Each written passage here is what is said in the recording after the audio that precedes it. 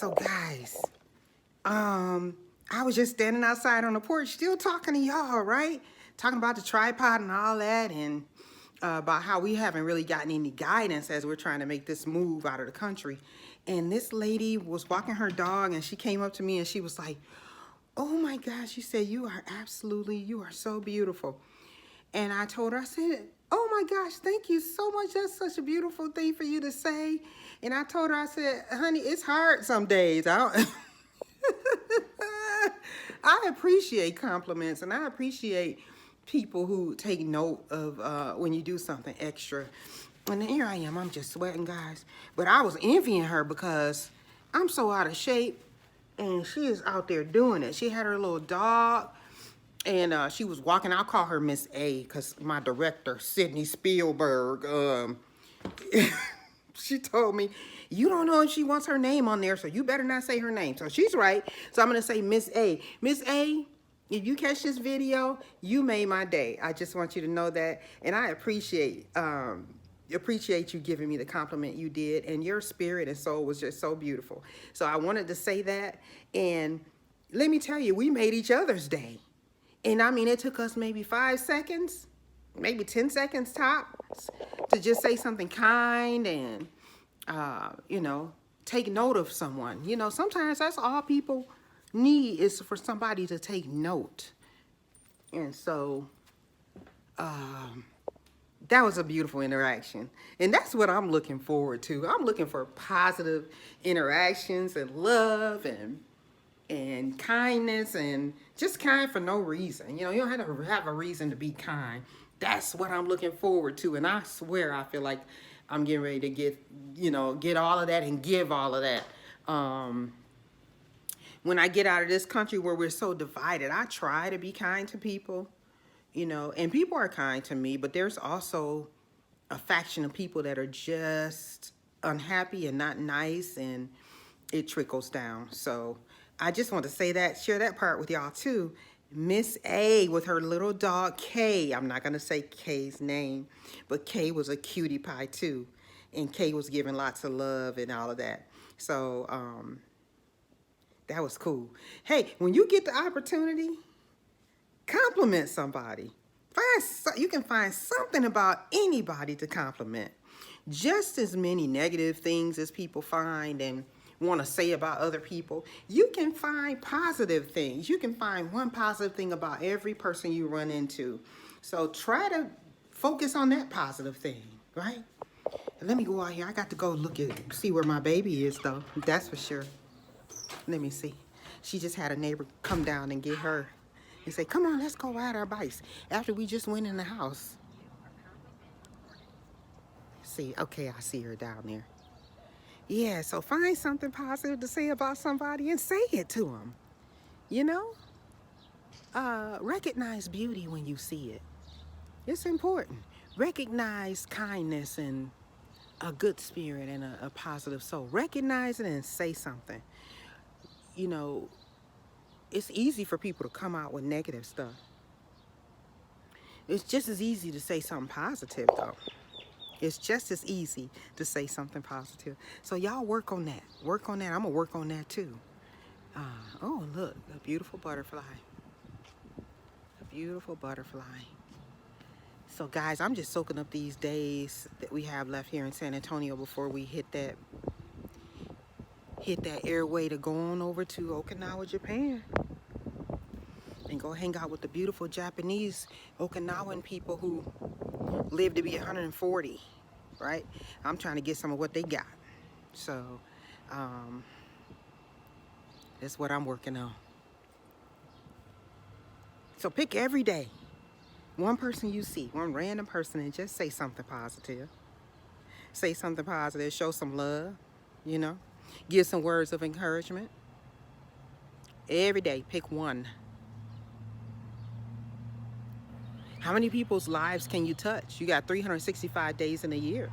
If you pick one every day, you know, you've touched 365 people. And you can get gratuitous with it. You can do 3, 4 people if you want. You know, if we all did that, this world sure would be a lot better. This world would be a lot better. Should we choose to love versus spread hate? So, y'all work on that. It's so many things to work on. We're all works in progress. Nobody has it all together. I don't care what they look like. Nobody has it all together. We are all working on ourselves and um, trying to be better people, you know? We all are in some kind of way. People don't always share that that's what they're doing, but I don't think anybody innately wants to be evil. I don't think anybody wants to, they don't choose to be unhappy. Things have happened. Things have happened to all of us. So it's about what you choose to do with it, you know? You can take it and run with it and make positive changes in your life, or you can, you know, you can take it and you can wallow in it and stay in it and woe is me. I could do that. I don't want to do that though. That's no fun. You get no joy out of life when you do that. So focus on the positive, you know? And don't be like me, an overthinker and all of that kind of stuff. Just focus on the positive and be kind to other people. Everybody has a story. This is what I know. Everybody has a story, not just you, not just me. Everyone has a story. And it's not written all over my face. You can't see it on my clothes that I wear. You can't tell it from the way that I speak or what I talk about. But everyone has a story. So you be careful making a judgment about people without getting to know part of their story. And even then, reserve your judgment. Reserve your judgment. I used to be a really judgmental person, but it turns out there was a reason. I had personal things that I was dealing with that I projected onto other people. Things that I saw throughout my life that I projected on other people. And you can't do that. Your experience is your experience. Their experience is their experience. But do know that everybody has an experience, and don't make a judgment on people when you don't know them. Get to know somebody. Get to know somebody outside of your circle. Get to know somebody outside of your little four walls, you know, outside of your office and your cubicle and all that. Get to know somebody, because you could be sitting next to the next Bill Gates or the next Oprah Winfrey or the next Maya Angelou or the next Michelle Obama, or, you know, the list goes on and on. There's so many people that are talented and beautiful and have a lot to offer. But if you don't open up your mouth and get to know people, you won't know that. You won't know that, you know. Or if you're making a judgment about somebody without getting to know their story or part of their story, ask them, hey, tell me something unique about you. How would that would open up so many doors. Tell me something unique about you. I could tell you that, maybe I'll save it for later, but I could tell you that I once lived in an abandoned building. You probably wouldn't believe that about me. Only me and one other living person know that or are here to tell that story. And she wouldn't mind me sharing that with you.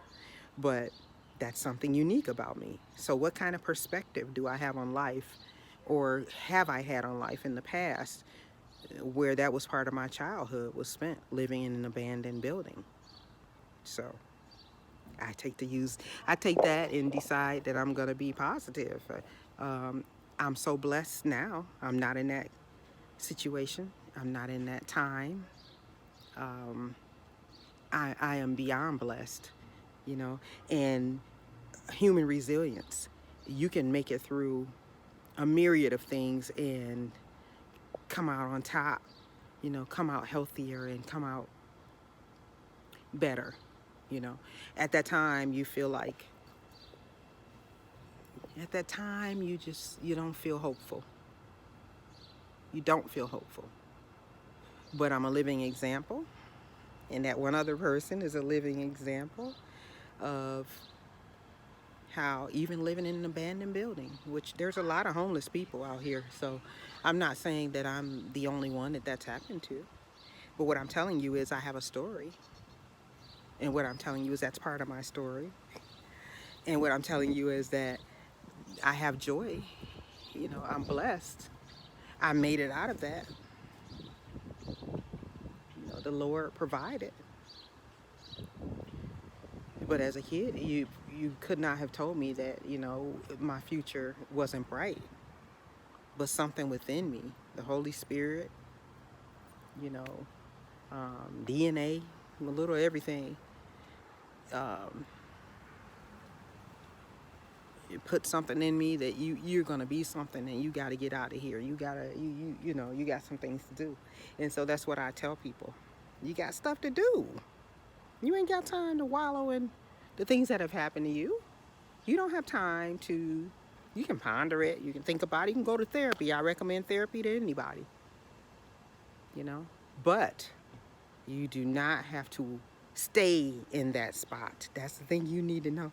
You don't have to stay in that spot. Ooh, look at this sun beaming down on all my little oil on my face. I'm oily, y'all. I love it though. There was a time where I was really, really dry, but I've made some positive changes with water. And this Texas sun is just gorgeous, and it's wonderful for me, for my skin and for me. So, but that was so nice of neighbor A, just walking down our street randomly, and her dog, and she needed to talk, and I'm glad that I was there for her in that moment. Sometimes people just need a listening ear. That's the other thing you need to understand. And be a listening ear. You can be a listening ear to a total stranger. You don't have to know them. She didn't know me. I didn't know her. And she told me a little piece of her story. And she said, you know what? You just made my day. She said, something about you just makes me feel like I want to open up. And you're so easy to talk to. And I was like, oh my gosh, thank you. That's so sweet of you to say that. And I said, maybe we were supposed to meet today. God creates those type of chance meetings, you know. But had I not waved high, and she had not stopped and walked over and came and talked to me, we would not have had that moment, you know. Everything is not about your little circle. You miss out on life and beautiful things in life when you do not open up to having different opportunities. Which brings me back to Okinawa. Did I say Okinawa? Yay!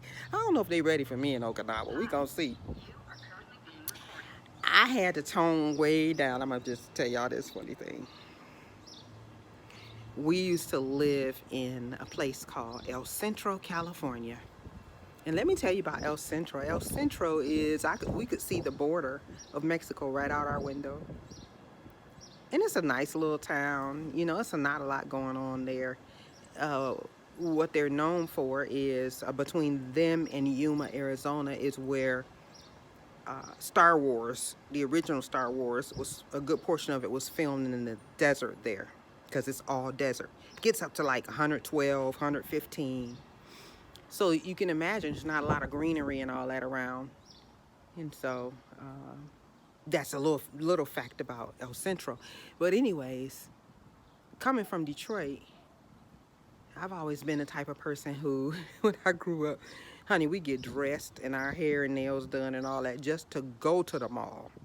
To go shopping, you get dressed and dialed up and all that kind of stuff, and fly and whatever you want to say. And so that's who I was when my husband met me, and he had to tell me,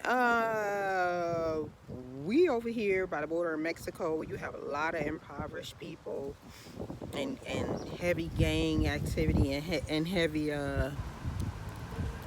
cartel activity, and you gonna have to tone that stuff down. So that's what he told me. So I'm just sharing that with y'all because I think I'm gonna be able to go the opposite way. Now, for Okinawa, I think I'll be able to go back to how I used to be and dress up and wear my nice stuff. And so here's my honey is pulled up right now.